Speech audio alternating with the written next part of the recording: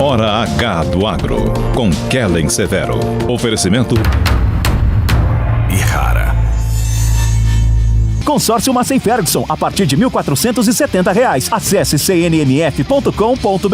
Olá, sejam muito bem-vindos ao Hora H do Agro, um programa onde discutimos e analisamos os temas que mais importam para o agronegócio brasileiro. Chanceler da Rússia visita o Brasil. O representante diz que o Brasil tem uma visão similar sobre a guerra na Ucrânia com o governo de Putin e gera um desconforto na comunidade internacional. A gente vai analisar esse tema da geopolítica e impactos no agronegócio. E você vai ver também que o Banco Mundial revelou queda para os preços agrícolas. Aqui no Brasil, a soja, de acordo com o CPEA, recuou 22% lá no Paraná desde o início do ano. Será que vem aí um novo ciclo de baixa para as commodities agrícolas? A gente vai analisar em detalhes este tema. E mais, o BNDES anunciou uma linha de crédito em dólar para investimentos no agro. Todos os detalhes em uma entrevista com o assessor especial do Ministério da Agricultura, que vai também trazer informações sobre o Plano Safra 23-24. Agenda Verde. Parlamento Europeu avança com projeto para cobrar taxa de carbono para importação de produtos. Os exportadores podem ter que arcar com esse novo custo para produtos que venham de países que estejam em desacordo com as emissões de gases. E tem ainda o MST, que invadiu área da Embrapa e da Suzano Papel e Celulose. Nesta edição, você vai acompanhar também os destaques da Cochupé, que firmou um acordo para utilizar amônia verde no café. A gente vai entender como esse insumo vai ser usado na cadeia da cooperativa, que é a maior do mundo no segmento de café. Tudo isso e mais nesta edição que já está no ar. Nesta semana, o Ministério das Relações Exteriores do Brasil recebeu o chanceler russo Sergei Lavrov. Em uma publicação feita nas redes sociais, o Itamaraty ressaltou que o potencial da parceria estratégica entre Brasil e Rússia e cooperações no âmbito dos BRICS, das Nações Unidas e do G20 foram alguns dos temas discutidos. Também esteve em pauta a guerra na Ucrânia e as perspectivas para a construção da paz. Após o encontro, Lavrov declarou que Brasil e Rússia compartilham de posições semelhantes sobre a guerra na Ucrânia. O governo dos Estados Unidos quer que o Brasil dê explicações sobre a sua proximidade com o discurso da Rússia em relação à invasão da Ucrânia. A gestão de Joe Biden espera que o governo do presidente Lula explicite o seu lado no conflito armado, uma vez que a maioria da comunidade internacional condenou a ocupação do território ucraniano pelos russos. Não se descarta que os americanos entrem em contato com o chanceler Mauro Vieira e o ex-chanceler e assessor especial de Lula, o embaixador Celso Amorim, para abordar este tema. Vale lembrar que durante a viagem à China, na semana passada, Lula chegou a declarar que os Estados Unidos estavam estimulando a guerra entre Rússia e Ucrânia. Em resposta, o porta-voz do Conselho de Segurança Nacional americano disse que o Brasil estava papagaiando a propaganda russa e chinesa sem observar os fatos em absoluto. O ministro das Relações Exteriores do Brasil, Mauro Vieira, disse discordar das críticas feitas pela Casa Branca de que o Brasil está papagaiando a propaganda Rússia e China. Vamos conferir. Não, de forma alguma, não concordo, de forma alguma. Não sei como, por que ele chegou a essa conclusão, mas de forma alguma. Aliás, não sei nem quem falou isso. Quem foi? Porta-voz da Casa Branca. Pois é, não desconheço. Desconheço as razões pelas quais disse. Após a declaração ser mal recebida por Washington, o presidente Lula disse que o Brasil defende uma solução política negociada para o conflito e condenou a violação da integridade territorial da Ucrânia. A geopolítica é um dos temas que mais importa para o agronegócio brasileiro e é por isso que a gente começa a edição de hoje analisando esses últimos fatos para projetar o futuro. Vamos contar com a ajuda do Marcos Vinícius de Freitas, ele que é professor de Relações Internacionais e fala direto da Europa conosco. Seja muito bem-vindo à Jovem Pan News. Prazer conversar com você hoje. Muito obrigada. A primeira questão que a gente gostaria de saber, Marcos, é se há uma mudança na posição de neutralidade do Brasil. Há, na sua visão, uma aproximação do governo Lula com o discurso da Rússia e da China? Esses foram sinais percebidos nos últimos dias? Eu acredito que não, essencialmente, porque nós não vemos aí uma mudança drástica em todo o posicionamento do Brasil. Obviamente que o presidente Lula poderia ter dourado a pílula no discurso que ele fez quando falou da situação. Nós sabemos que, efetivamente, uma das coisas que tem se afirmado é que o processo de aproximação da Ucrânia à Organização do Tratado Atlântico Norte, de fato, foi um dos elementos que o presidente russo Vladimir Putin tem alegado para fazer a sua atuação e também para a manutenção até da sua presença ali no Mar Negro, onde eles têm ali uma necessidade justamente de acesso ao Mediterrâneo. Então, embora algumas coisas possam ser pensadas e até questionadas, o problema é que quando isso é, de alguma forma, dito em público, a reação é normal que venha desta forma. Então, o presidente Lula até poderia pensar, como muita gente acredita, que existe esta questão da interferência da OTAN naquela região do mundo e, mais ou menos, se criava um pacto no fim da Guerra Fria de que isso não aconteceria. No entanto, ao falar, ele deu aí asas para que o mundo inteiro, particularmente os países que são membros da OTAN, se manifestassem a respeito. Mas uma coisa importante de lembrar aqui também, esta guerra não é, de alguma forma, ponto pacífico na questão do apoio global, até porque, numa recente pesquisa, 1/3 da população mundial, em princípio, era favorável à posição da Ucrânia, 1/3 era contrário à posição da Ucrânia, ou seja, favoráveis à Rússia, e 1/3 era indiferente, mas com viés pró-Rússia. Então a gente nota que muitos dos países do mundo entendem que isso é um problema europeu que foi criado por essa situação de tentativa de expansão da OTAN, e é por essa razão que muita gente se abstém, mas claro, há que se condenar a questão ali de invasão territorial como aconteceu. Mas um fato é verdade, um país não pode ficar querendo que o outro haja de acordo com os seus ditames e com as suas regras. Então, nesse sentido, o Brasil, na época em que houve aquela ação equivocada do Iraque, se o Brasil se manifestasse contra os Estados Unidos, ainda assim agiram, né? Então, o problema é que nós estamos num momento de transição global em que existe uma disputa por este poder global e existe uma disputa também pela narrativa. E na narrativa, nós vemos que você constrói aí uma série de situações que podem ser complicadas para aquele que emite alguma mensagem que pode ser até pensada, mas nunca deve ser falada. O que você está dizendo para a gente, se eu entendi bem, é que a narrativa do atual presidente do Brasil, Lula, foi uma narrativa que se aproximou do eixo China-Rússia a despeito da nossa posição dos ministérios do Ministério das Relações Exteriores, que é uma posição de neutralidade nesse tema? Sim, até porque, veja só, isso é uma coisa importante, não é? Você, para manter a neutralidade, não significa que você não tem opinião sobre a questão do conflito, não é? Então, isso é uma coisa importante aí, porque, historicamente, o Brasil tem utilizado da capa da neutralidade para se abster em muitas votações que são essenciais e justamente se reclama do Brasil justamente pela falta de posicionamento.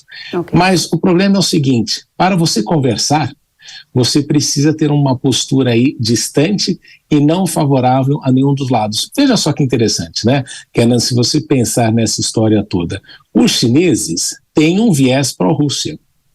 Isso está claro. Mas se você olhar na manifestação internacional, a China tem sido sempre a favor da questão da resolução pelas vias diplomáticas pela preponderância do direito internacional e com a utilização das Nações Unidas. Então, esse é um aspecto importante que às vezes a gente pode deixar de considerar quando se analisa a fala da forma como foi feita. Mas o fato é de que, para você ter qualquer peso e querer aí exercer um papel de mediação, você tem que ter uma neutralidade estratégica, é claro que muitas vezes expressando algum viés aqui ou ali, mas não necessariamente tendo uma posição fechada a respeito do assunto. Para encerrar, Marcos, qual é a mudança que isso gera para o agronegócio do Brasil, se é que gera alguma mudança essa narrativa atual do presidente da República e a posição do Brasil nesse cenário de um mundo dividido na geopolítica? Nós temos aí dois aspectos importantes, né? Vamos pensar aí na questão de aproximação do BRICS. A Rússia é o grande fornecedor de fertilizantes para o Brasil, é importante que a gente tenha um relacionamento positivo nesse sentido, e a China é o país que mais importa produtos do Brasil na área agrícola. Então, é necessário que nós mantenhamos isso, até porque, nesse sentido, nós somos concorrentes dos Estados Unidos. Agora, é preciso cautela, em alguns momentos, para evitar que isso comece a gerar também outros tipos de sanção por outros lados e por outros lugares. Então, o Brasil precisa navegar aí com uma certa habilidade, entendendo e pesando na balança qual é o seu objetivo de longo prazo. Mas, neste momento, se a questão deste governo é garantir acesso a fertilizantes, como fez o governo anterior, e também manter ali o mercado com a China, o discurso da aproximação até poderia fazer sentido. Ok, muito obrigada, Marcos Vinícius de Freitas, professor de Relações Internacionais, que acaba de nos conceder essa entrevista direto da Europa. Volte sempre. Um prazer conversar com você. Muito obrigada, igualmente. Um relatório divulgado pelo Banco Mundial indicou que em março os preços agrícolas no mercado internacional registraram queda de 1,6% em relação ao mês anterior. No gráfico, para quem acompanha pela TV, é possível observar que a agricultura está entre uma série de outros itens que também tiveram queda de preços. Entra nessa lista energia e também fertilizantes. No caso da soja, a queda foi de quase 13,5%. O milho teve um recuo acima de 5% e o trigo de 6,3%. Aqui no Brasil, o cenário de queda nos preços não é diferente. Dados do Centro de Estudos Avançados em Economia Aplicada, o CEPEA, revelam que a soja no Paraná, por exemplo, acumula uma queda de 22% desde o início do ano. Saiu de cerca de R$ 176 para R$ 137, o menor patamar, pelo menos desde setembro de 2020. Já no caso do milho, base Campinas, esse milho teve um recuo de 12,5%. Na mesma comparação, saindo de R$ 86,09 no início do ano para R$ 75,29, o menor preço desde dezembro de 2020. É hora de a gente analisar. Será que vem aí um ciclo de baixa das commodities? Para trazer esta resposta e aprofundar a análise, nós convidamos o José Carlos de Lima. Ele é sócio-diretor da Marquestrate. Seja muito bem-vindo, José Carlos. Olá, Kellen, obrigado pelo convite, é um prazer estar aqui com você. Muito obrigada. Primeira questão para você é, existe um cenário em que os preços caíram. A gente viu o relato do Banco Mundial trazendo os preços internacionais, vimos os dados do CEPEA apontando um recuo, para citar aqui, de soja e milho. É o início de um ciclo de baixa de preço das commodities? A sua pergunta é muito importante e pertinente por duas razões. A primeira, quando a gente começa a falar se é um ciclo de baixa ou não, o que eu preciso primeiramente considerar é que nós estamos vivendo um momento pós-pandemia, agora 2023. E é natural a gente recordar que nos últimos 3 anos nós tivemos uma valorização das commodities quase que como um todo. O que, de certa maneira, o que a gente acaba percebendo, então, é uma, digamos, normalização, de certa forma, dos preços que eram praticados até então.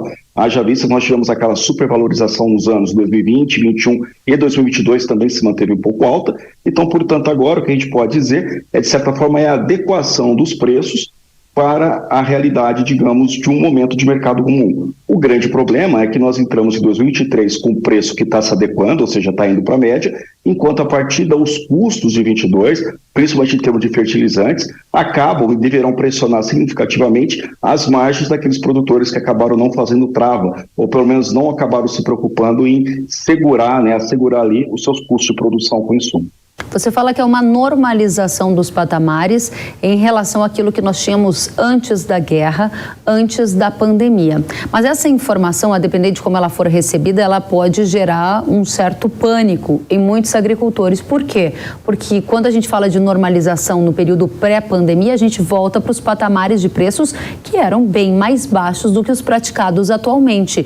Nesta semana, inclusive, nas redes sociais, muitos agricultores me questionaram sobre informações de que o preço da soja poderia recuar abaixo de 100 num futuro próximo. Essa é uma realidade que leva em consideração os atuais patamares de custo, inflação e todos os reajustes de preço que a gente viveu no pós-guerra e pós-pandemia, na sua opinião? Não, Kellen, aí a gente acaba seguindo para um outro caminho que a gente precisa considerar, que é toda a conjuntura, toda a estrutura que nós temos nesse momento de contexto, que de certa forma pressiona ainda mais essa queda que a gente vê nas commodities. Quando você pega, por exemplo, em cima de soja, nós temos não só a produção brasileira, que vai ser recorde, como você tem também toda uma situação de problema de armazenagem em relação à produção que nós tivemos no ano passado.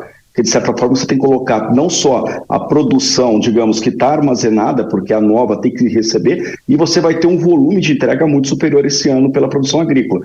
Portanto, a pressão, o movimento baixista é muito mais intenso. Por outro lado, quando você vê no principal mercado comprador, você pega, por exemplo, a China tem um problema de que toda a importação de soja que ela faz, em grande maioria, é para atender principalmente a indústria de nutrição animal, quando você pensa ali na suinocultura e nos produtores como um todo.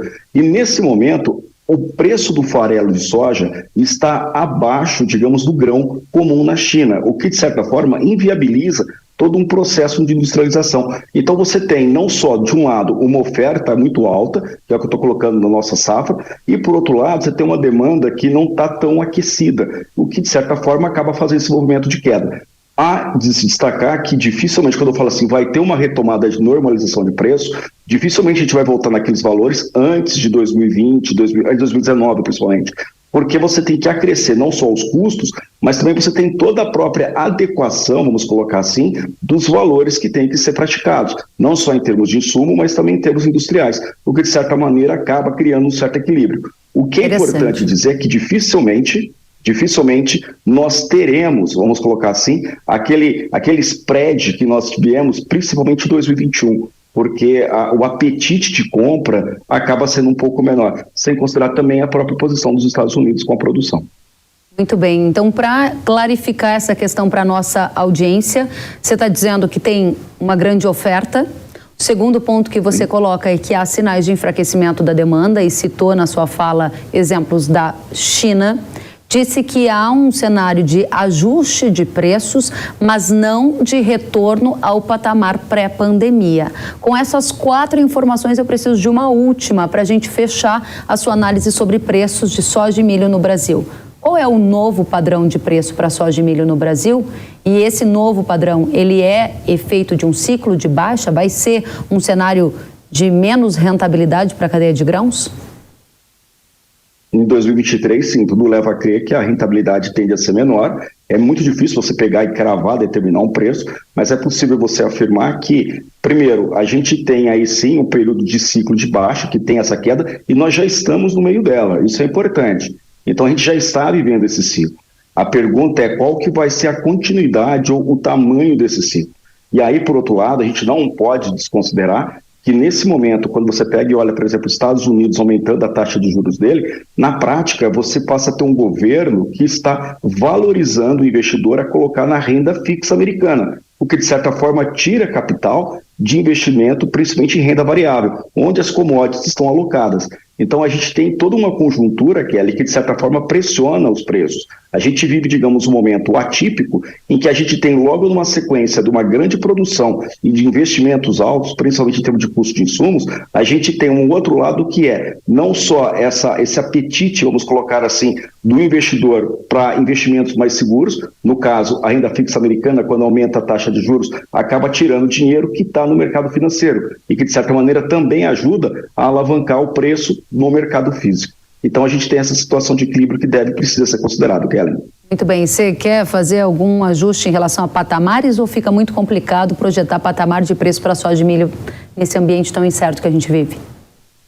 Nesse momento, seria extremamente inseguro você colocar um preço. Uma coisa que geralmente nós costumamos falar aqui na Marquestrate é sempre o produtor ter atenção com seus custos, porque o mercado ele tem essa volatilidade. E daí a importância de sempre você travar os custos de produção e você deixar aquela margem para você trabalhar no mercado spot.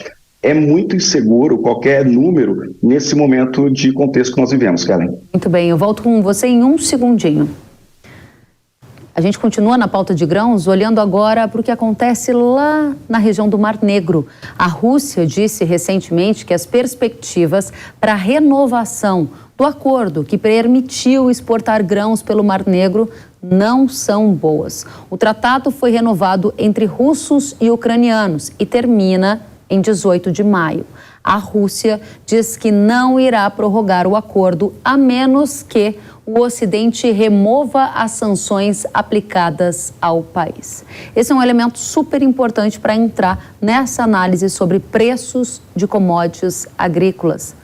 Os preços de soja e milho no Brasil, eles tendem a ser impactados por essa decisão lá da Rota do Mar Negro, né, José Carlos? O fechamento da Rota do Mar Negro geraria uma disparada de preços das commodities, como a gente viu lá no passado, quando houve toda aquela tensão em relação às exportações da Ucrânia, que ficaram limitadas? De certa forma, o peso ou poder que você teria aí de, digamos, aumento de preço seria muito mais voltado, por exemplo, em trigo, como você já trouxe ainda há pouco, né, na queda que nós tivemos aí de 6%, ou seja, o preço do trigo caiu no primeiro momento por causa de todo aquele problema de produção, pensando na Ucrânia, a produção que a Ucrânia e a Rússia têm. Por outro lado, a gente tem que considerar também o milho, que é um importante país produtor, no caso a Rússia. Então o impacto seria direto e totalmente seria sentido em algumas commodities, principalmente em milho e trigo, nesse caso de forma muito mais dirigida, Kellen. Muito bem, então esse é um fator altista que você colocaria nessa conta, que para fechar a régua, a resposta que eu preciso saber de você é: vem por aí um ciclo de baixa das commodities agrícolas? O agricultor brasileiro precisa abrir o olho porque os tempos mudaram? Sim, com toda certeza. A gente está entrando no momento de ajuste nos valores de preço das commodities como um todo, tanto em termos de commodity agrícola, metálicas e também minerais. E a gente também precisa considerar que o apetite chinês, nesse atual momento, ele está muito mais equilibrado do que foi há 2 anos.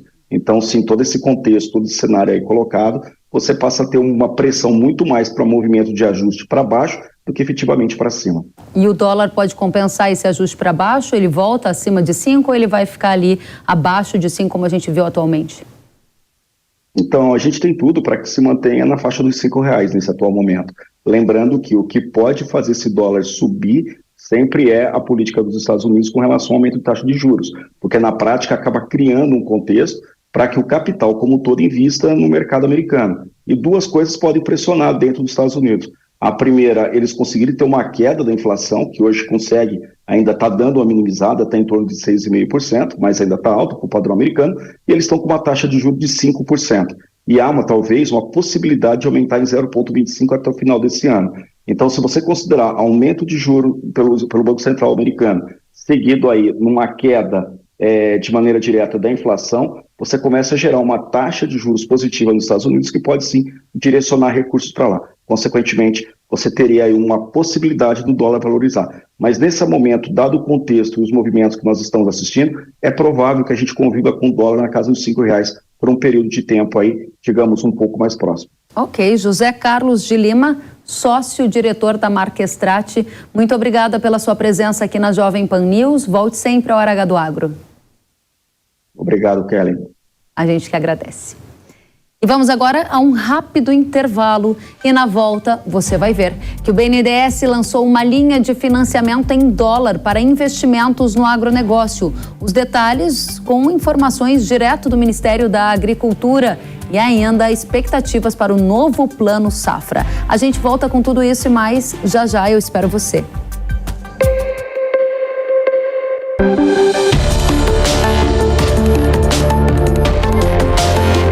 Hora H do Agro, com Kellen Severo. Sabia que o Brasil é um dos maiores produtores de soja e milho no mundo? Esse mercado movimenta mais de 70 bilhões de dólares anualmente e tem muitas oportunidades. Com o curso de comercialização de soja e milho da NIL, você aprende a negociar preços em bolsas internacionais e proteger seu capital. O professor João Birkan tem mais de 60 anos de experiência e vai te ensinar como ganhar dinheiro no agronegócio. Garantir uma taxa melhor do dólar para daqui a 12 meses. Esse curso é ideal para você que quer trabalhar com trading de soja e milho no mercado financeiro e para você que é produtor e quer potencializar os lucros com sua safra. Ingresse no setor que mais cresce no Brasil. Acesse nilcursos.com.br e inscreva-se. Precisando de uma nova máquina para aumentar a sua produtividade? Aqui no Consórcio Nacional Massey Ferguson lançamos o Grupo 377. Com ele vem vários benefícios exclusivos para você, como planos em até 10 anos para pagar, sem juros, sem taxa de adesão e parcelas reduzidas a partir de R$ 1.470. Aproveite e procure a rede de concessionárias Massey Ferguson. Quer saber mais? Acesse www.cnmf.com.br ou entre em contato pelo WhatsApp 11 9 3016 0316.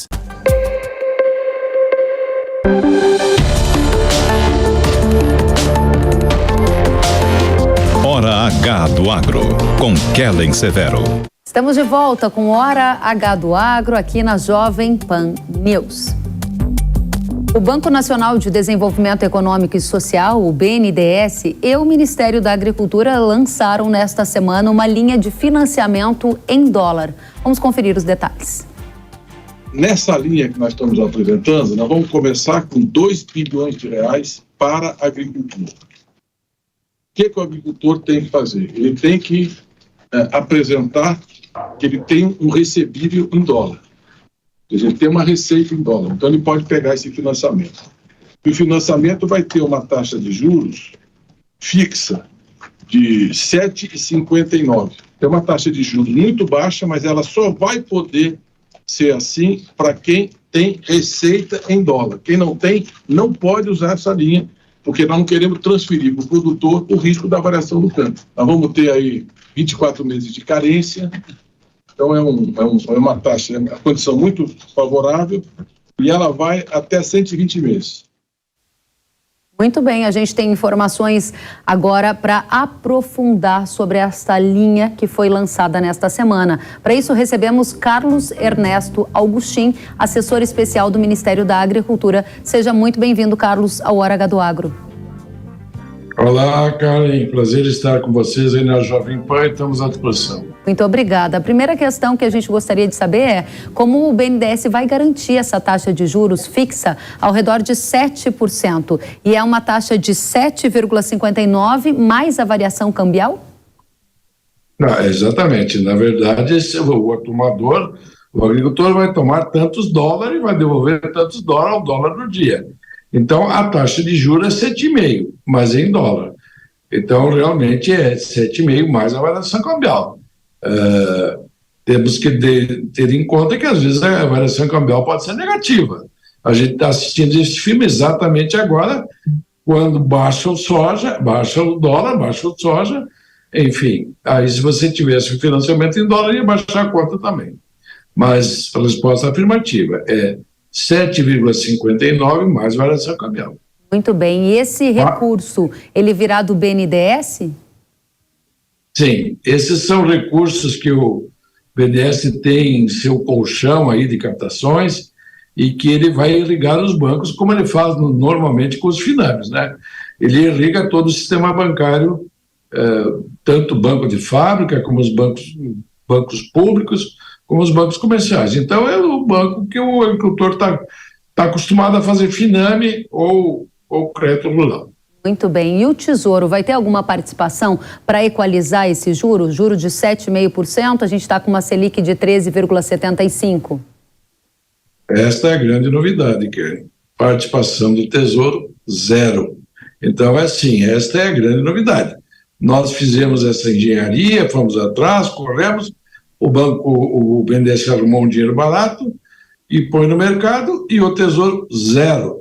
Então é o seguinte, fica o Tesouro aí descomprometido com essa linha, podendo assim aplicar melhor para pequenos produtores e aquelas linhas em dólar. Não que vão deixar de existir as outras linhas. Este é um cardápio, é um prato a mais que o agricultor, principalmente aqui do Centro-Oeste, exportador no sentido que ele planta culturas de exportação. Ele não precisa, às vezes o mercadante ali falou e deixou um pouco confuso. Plantador de soja, milho, algodão, produtos de exportação está incluso nesse programa. Desde que ele tenha recebíveis em dólar. Sim, mas desde que ele produza produtos de exportação. Isso não significa que ele tenha que ser exportador. Qualquer produtor de soja ou de milho está incluso no programa. Muito bem, e a gente sabe que há muitos produtores de soja e de milho no Brasil, e é a cultura da soja e do milho culturas tradicionais de exportação.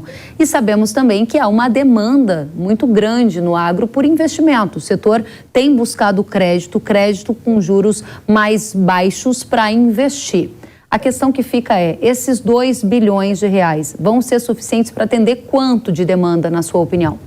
Veja bem, esse programa ele é feito para máquinas e equipamentos do agro para investimentos até 10 anos, com 2 anos de carência, com esse juro de 7,59. Esse dinheiro alocado inicialmente não é o dinheiro inicial, mas não precisa ser o dinheiro final. O BNDES, ele bota uma linha nova. Veja bem, nunca teve isso, você sabe, nunca teve isso no meio rural. É uma inovação muito grande. Vai dar certo? Eu tenho certeza absoluta que vai ser um sucesso. Mas isso tem que girar, os bancos têm que pegar. Se esse dinheiro acabar em 2, 3 dias, eu tenho certeza absoluta que o BNDES vai repor, porque ele tem um colchão enorme, ele tem 5 bilhões de colchão, não necessariamente para a agricultura. O BNDES atende todos os ramos, mas assim, na medida que é um sucesso a linha, mais dinheiro vai ser alocado para essa linha. Isso nós já conversamos com o mercadante, está muito claro isso. Muito bem, eu volto com você em um segundo para a gente avançar sobre Plano Safra, que muito nos interessa também, já que estamos aqui tratando de crédito. Durante o anúncio que a gente viu, também foi dito que o governo está negociando uma suplementação de 30 bilhões de reais para o Plano Safra atual. Essa é uma questão que a gente vai fazer para o Carlos. Carlos, quando esse recurso deve ser liberado? Porque tem aí uma AgriShow batendo a nossa porta e muita gente interessada em fazer novos investimentos.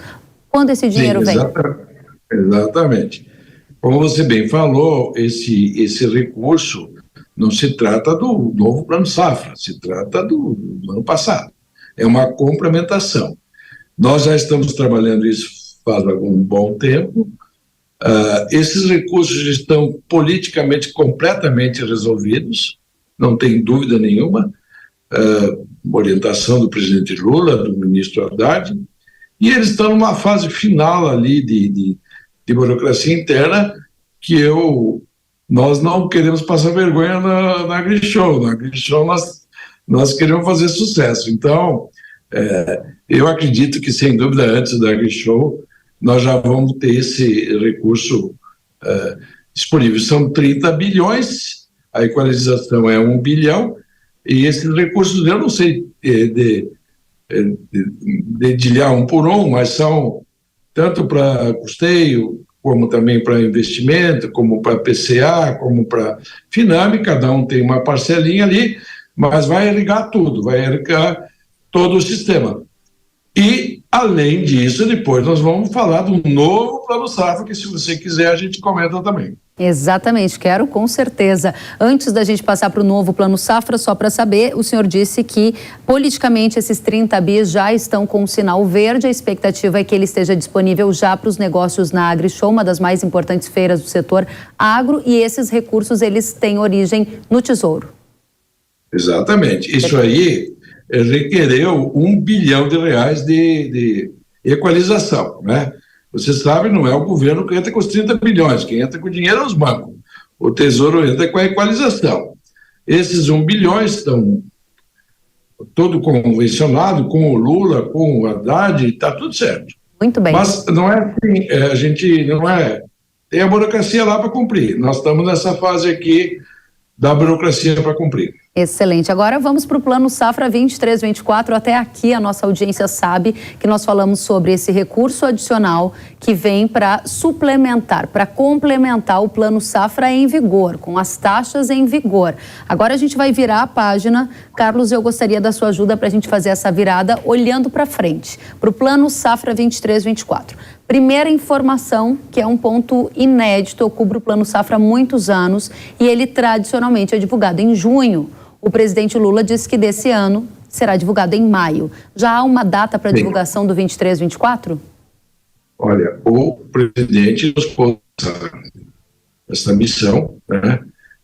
Obviamente que nós vamos cumpri-la, né? O fato de divulgar em 30 de maio não significa estar no banco, você sabe como é isso. Uma coisa é estar politicamente acertado, estar divulgado, estar as taxas arrumadas, e daí a outra coisa é isso chegar, leva depois lá uns 30 dias para chegar no banco. Excelente. Mas isso então, confere. Só para deixar essa manchete exclusiva para nossa audiência, 30 de maio de 2023, data de divulgação do Plano Safra 23-24. Eu não vou te garantir que seja divulgação oficial. Até 30 de maio, nós do Ministério da Agricultura temos que apresentar tudo, nós temos que estar tudo pronto, depois tem os votos do Conselho, tem toda a burocracia. A nossa missão é estar com isso pronto até 30 de maio. Então o anúncio pode acontecer em junho? Não, o anúncio aí o presidente pode... porque você sabe, não adianta...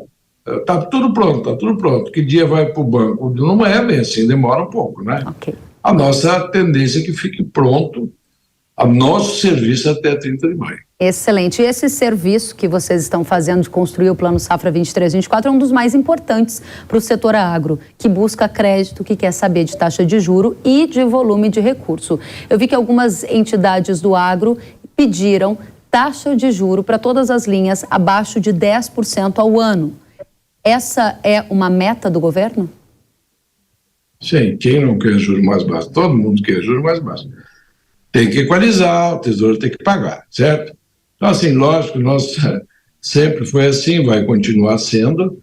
Existe um embate aí, eu quero tudo e a Fazenda quer nada, né? Então, esse embate, ele vai existir, não há dúvida. Nós vamos pleitear o máximo e a Fazenda, cada um no seu quadrado, né? Então, obviamente que nós vamos... pleitear taxas de juros menores. Eu não tenho condições de dizer o que nós vamos conseguir. Mas o que eu quero contar, e que o que é diferente, e o que é disruptivo, assim como foi dólar entrando no financiamento sem recurso do Tesouro nenhum, é que nós vamos inaugurar uma nova metodologia de Plano Safra, que vai ser o seguinte: juros menores para comprometimentos sociais e ambientais maiores. Aquele agricultor que entrar num programa, que nós vamos, obviamente que nós temos que protocolar isso como é que é, tanto na parte trabalhista, como na parte de uso de biológicos, como não. São 3 coisas que nós queremos trabalhar fortemente. A parte trabalhista social, o cumprimento, ou além do cumprimento da legislação trabalhista, um pouco mais do que isso, a parte de uso de biológicos e a parte de sequestro de carbono. Então, a gente está, obviamente, não está pronto, estamos em estudo, estamos conversando com muita gente.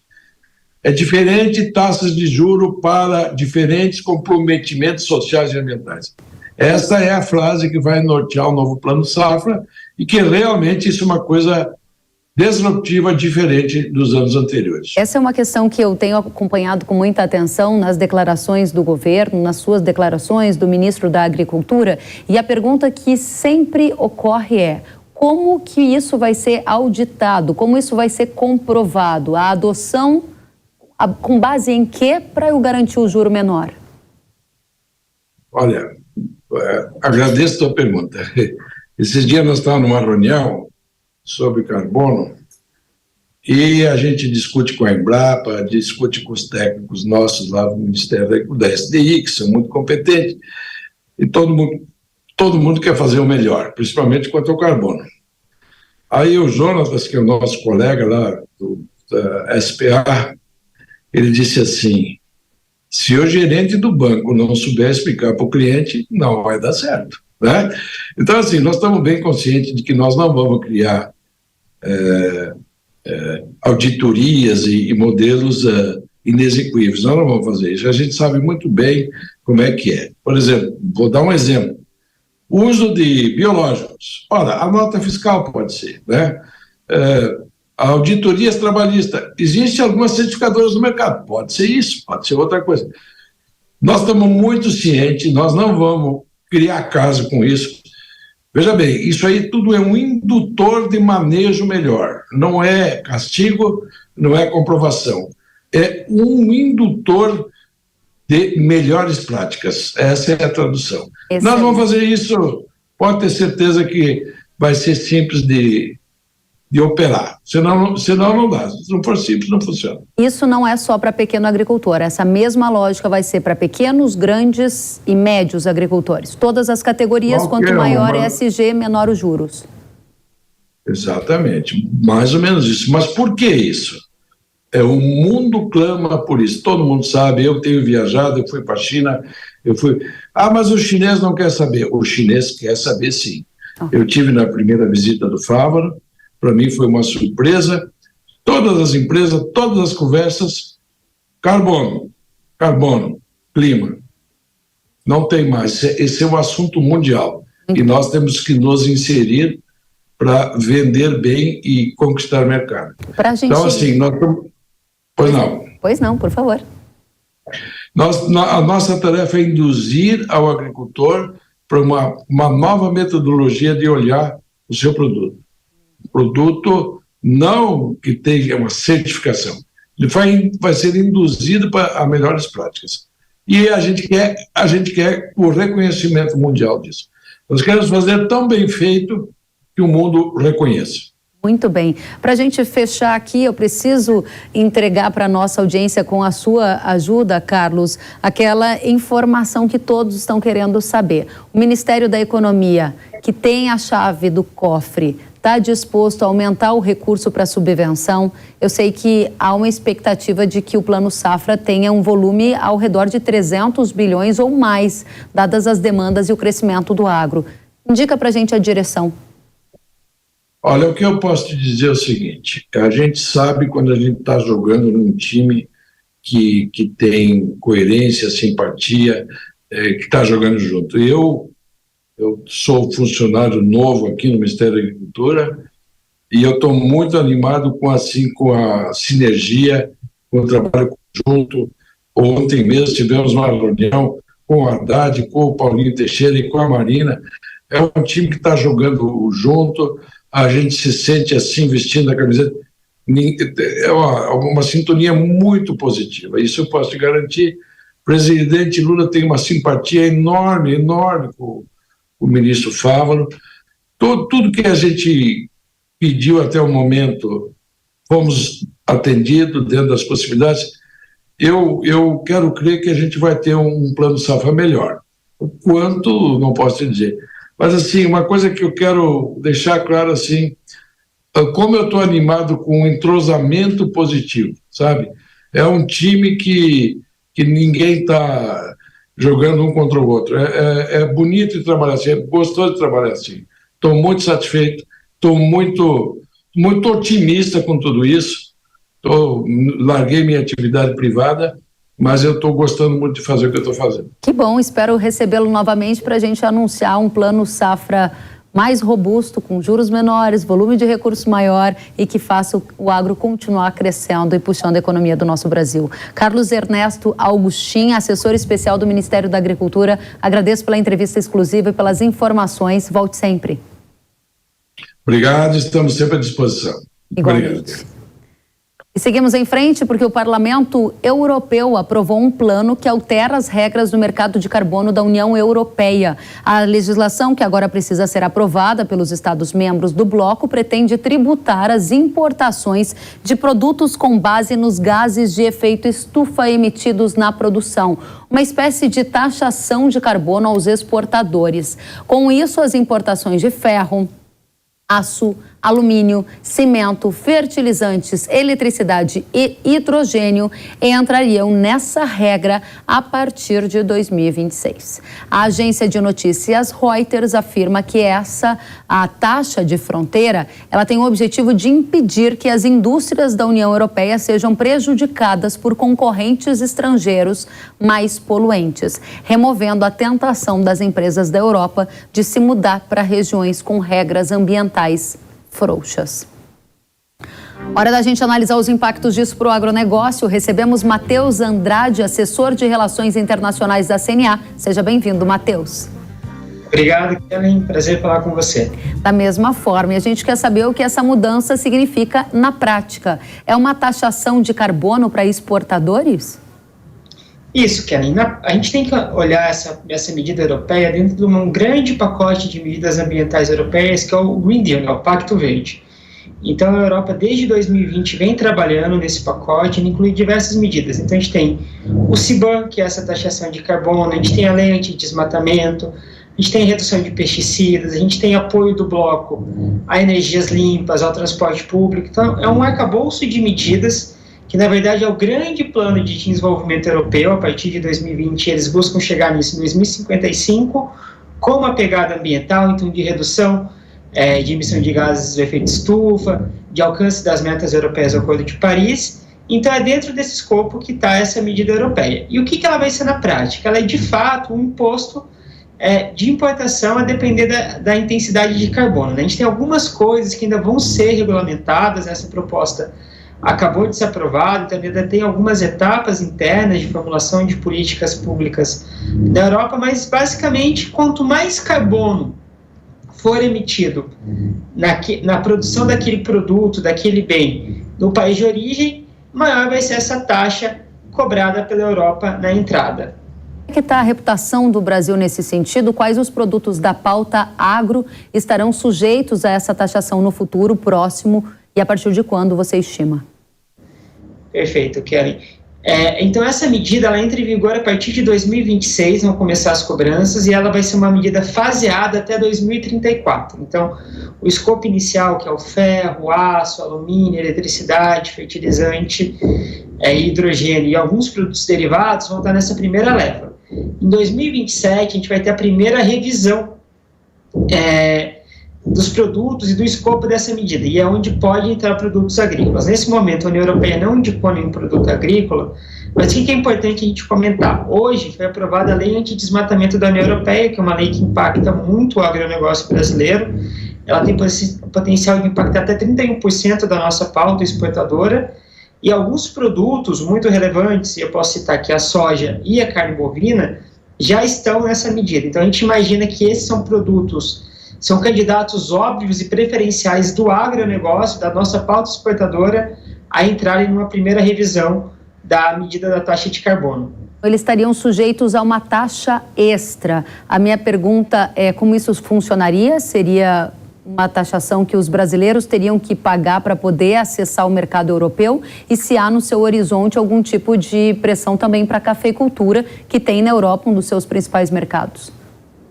Certo. A cafeicultura também está incluída na lei anti-desmatamento, então ela também é um produto que vai ter que cumprir essa outra legislação que está dentro desse grande pacote europeu para poder acessar o mercado europeu. Como é que vai funcionar? Cada exportação dos produtos que hoje estão dentro do escopo da medida da taxa de carbono, ele vai ter que ter uma autorização para ser exportado. Então, quando o importador quiser comprar um lingote de ferro, por exemplo, ele vai ter que enviar uma autorização. Chegando junto com o produto, vai ser calculado qual que é a intensidade, a pegada de carbono de cada produto. Tem uma fórmula bem complexa que a União Europeia colocou e para cada produto vai ter um cálculo. Após um ano, então a cada ano calendário, a União Europeia vai juntar todos esses CBAMs, né, que eles estão chamando esse formulário, para cada importador e vai fazer a cobrança de quanto foi. O que vai acontecer? Quanto maior for a intensidade, maior vai ser a taxa. Então, o que a gente tem visto é que o importador europeu ele vai buscar o quê? Um produto com menor intensidade e de um país como um todo que tenha menores emissões. Então, a gente tem o risco do que a gente chama do desvio de comércio, que ao invés de você comprar daquele país que é mais competitivo na produção daquele produto, você vai colocar outros critérios e vai desviar o comércio que originalmente é de um país para outro. Em tese, isso é um protecionismo comercial a partir de uma lógica ambiental. É um protecionismo que eu poderia dizer ambiental? É uma medida que tem um fundo protecionista, sim, que ela tem uma questão que preocupa muito a Europa, que é a fuga de investimentos. A Europa tem uma preocupação que as indústrias saiam de lá e se instalem em outros países, e não só por questão ambiental, por uma questão de custos como um todo, uma questão competitiva como um todo, até uma questão demográfica. A gente tem que lembrar que a União Europeia tem um problema com mão de obra, com população em idade de trabalho, que é uma questão muito grave no bloco, né? Então, essa é uma preocupação. Essa medida é a primeira a ser adotada no mundo, não existe nada parecido. Existe um entendimento de que sim, é uma medida protecionista e que ela não estaria de acordo com as regras da Organização Mundial do Comércio. A gente ainda tem que esperar o veredito, mas é algo que parece apontar que sim.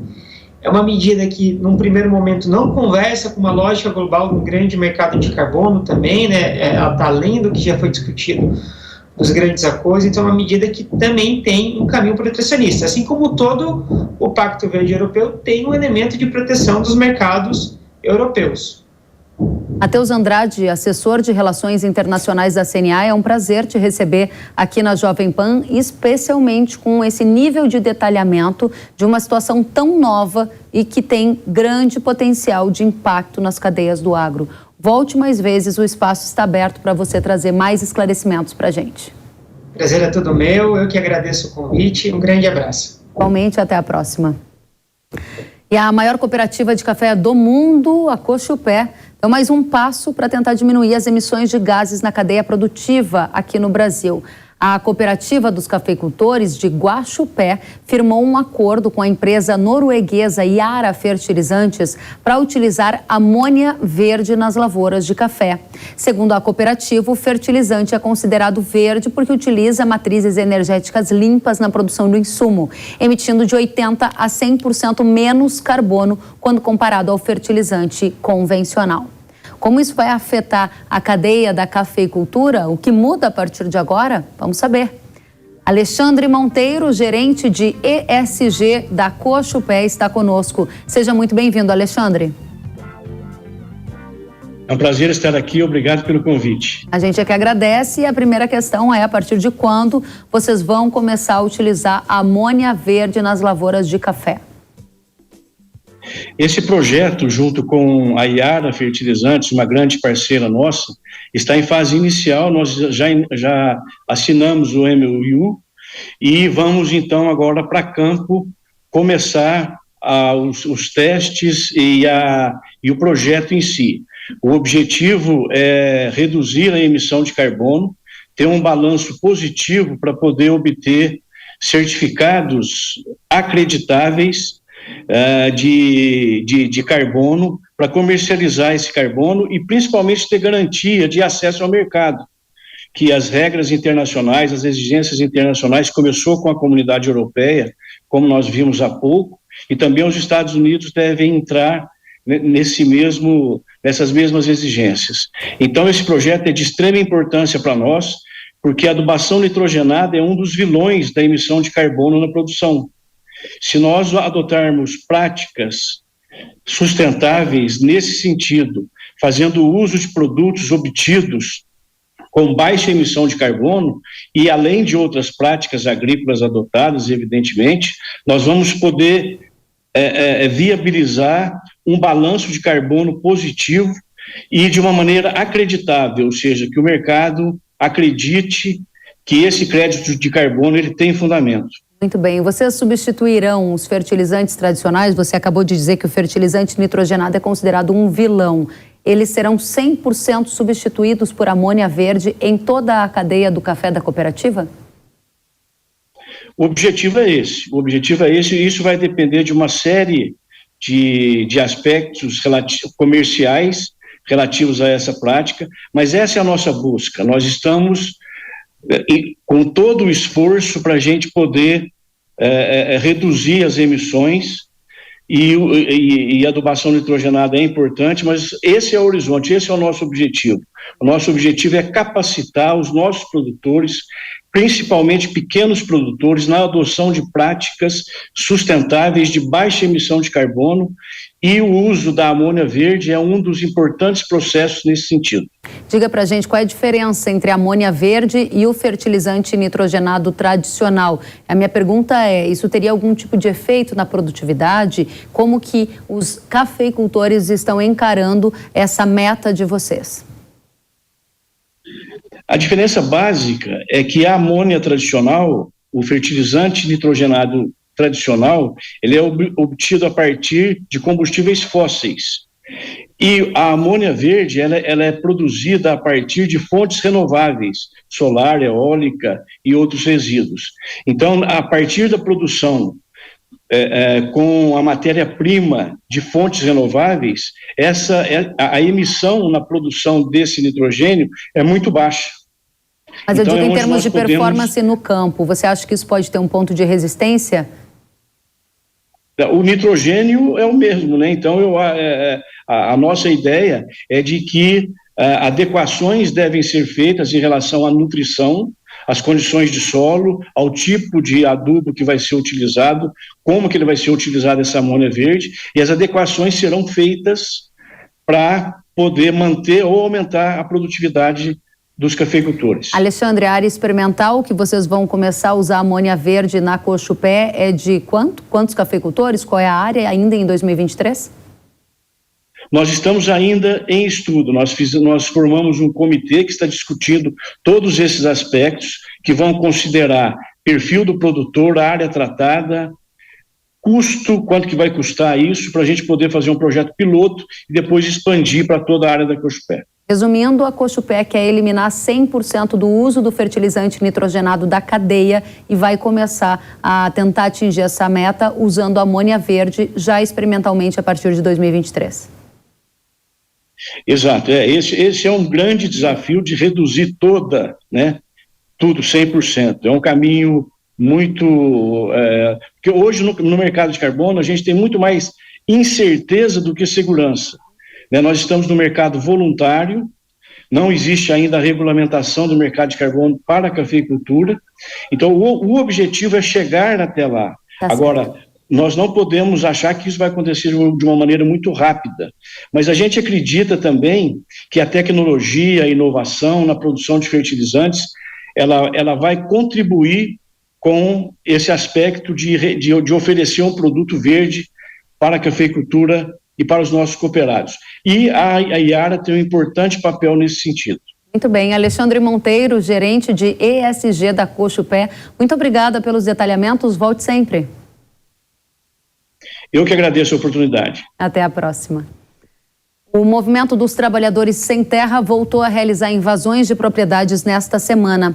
Durante a ação chamada de Abril Vermelho, o MST invadiu a Embrapa Semiárido em Petrolina, Pernambuco. 2 fazendas da empresa Suzano Papel e Celulose em Aracruz, Espírito Santo. Além das invasões, o movimento realizou protestos em sedes do INCRA de diversos estados do país. E cedendo à pressão do movimento que pedia mudança nas superintendências do INCRA, o governo federal nomeou 7 novos representantes regionais do Instituto Nacional de Colonização e Reforma Agrária. Dos 7 nomeados, 5 são indicações do MST. Em nota, a Embrapa Semiárido informou que a invasão de terras realizada pelo MST aconteceu em áreas agricultáveis e de preservação da caatinga. Segundo a empresa de pesquisa, o local é utilizado para instalação de experimentos e multiplicação de material genético de cultivares como sementes e mudas. Já a Suzano informou ter entrado com pedido de reintegração de posse nas 2 áreas do Espírito Santo, com liminar já concedida pela Justiça Capixaba. Após a reunião com o MST, o Ministério do Desenvolvimento Agrário informou que o ministro Paulo Teixeira solicitou a desocupação das áreas e que está elaborando medidas para a retomada do Plano Nacional, o Programa Nacional de Reforma Agrária. Já Carlos Fávaro, ministro da Agricultura, repudiou as invasões de terra e classificou a ação como criminosa. E agora eu tenho um recado para você. Você já conhece o herbicida que foi especialmente desenvolvido para as lavouras de trigo? Yamato é um produto revolucionário devido à tecnologia exclusiva que controla as daninhas com alta seletividade e longo residual. Yamato tem ação pré-emergente. Isso quer dizer que você vai controlar as daninhas antes mesmo delas aparecerem, permitindo que o trigo se desenvolva saudável e livre de mato competição. O herbicida apresenta um melhor controle contra o azevém e outras daninhas, mantendo a sua lavoura no limpo por mais tempo com maior produtividade. Acesse rara.com.br ou aponte a câmera do seu celular para o QR Code na tela e conheça a tecnologia revolucionária para proteger a sua lavoura. Hora H do Agro fica por aqui. Obrigada pela companhia. Até a próxima semana. Tchau.